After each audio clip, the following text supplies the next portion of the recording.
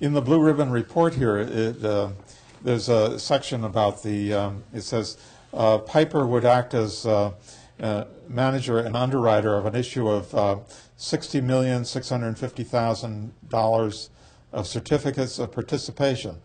So I believe the KISS administration had consulted Piper back in December, and they got this offer of a loan.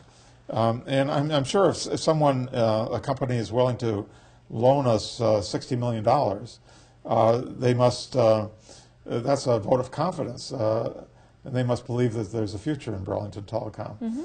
I'm in the MBA program at UVM, and I was talking with a professor of finance just last week, and a basic principle of finance is that equity financing is the most expensive way to finance a company, much more expensive than debt financing.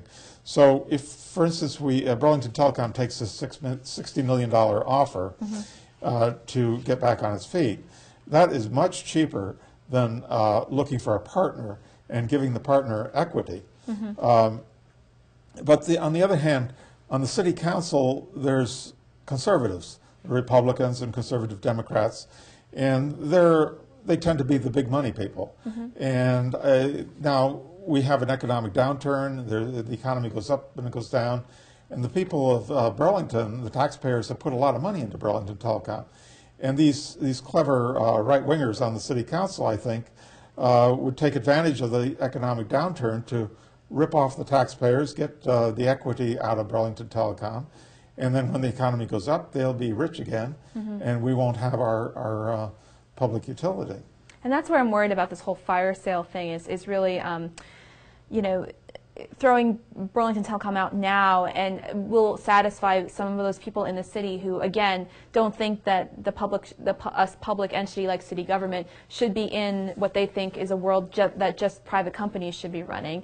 And then also, again, as you were saying, selling off, you know, a really valuable asset for the city. And worse, I've heard, I was at the NPA meetings last night, and someone came up to me and was talking to me about, you know, well, selling a portion of BT so that the city still had a percentage, but a minority percentage. And to me, I question kind of what's the point then of being in the business if we're not able to maintain some of those earlier principles I talked about in terms of public control, public ownership, and all of that. If we don't have a controlling part of the business, I mean, I'm not a business expert here, but it just seems like we're no longer really in the market. We have such a small minority share. If something were to come up, like the discussions about Al Jazeera, the channel a few years ago now, we were able to have that public discussion.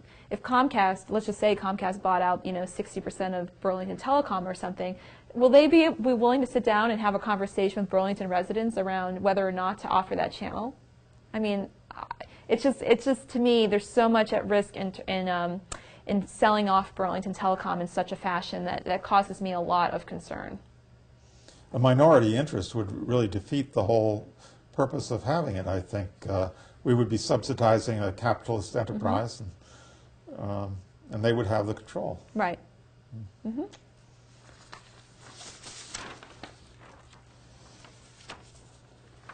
The housing shortage makes it possible for landlords to keep their buildings fully occupied while charging excessive rents and not performing needed maintenance. How about stricter code enforcement?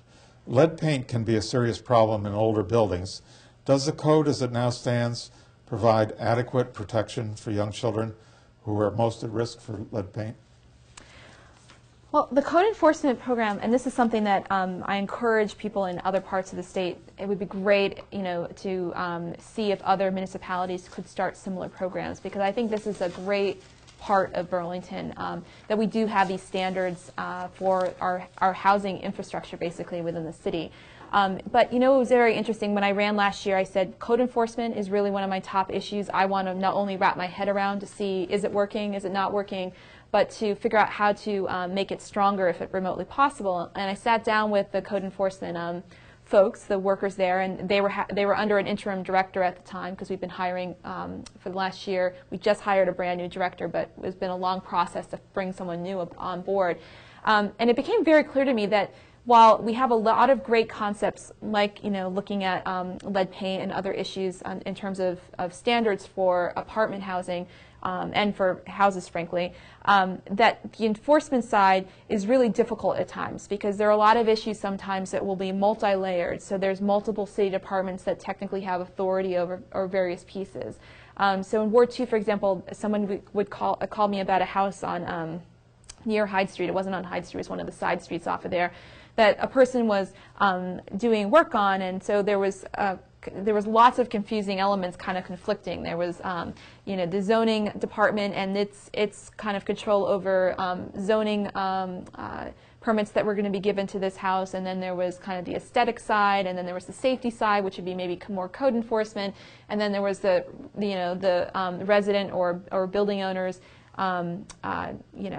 use or not of following through or not, and do the police get involved if there's people who live there and there's illegal stuff going on. So there's so many interplays that can happen on a particular property in Burlington, and code enforcement gets all the calls and all the complaints from residents, but has very little control over how the other departments work. And so as I was sitting there, hearing the frustration from workers who wanted to be able to really follow through on the intent of how we try to write these code rules for buildings in Burlington, they're a little bit challenged at times because of how these different worlds kind of interact. So I think bringing on a new director is really an exciting and good, gives us a good opportunity to kind of reflect on that and see how we can better make department heads work together, so that the code piece, if it does require several departments cooperating, actually works, and that one department doesn't just completely hold up the effort to make a building safe, which really, when you get down to it, that's what the code enforcement world is all about, is making sure we have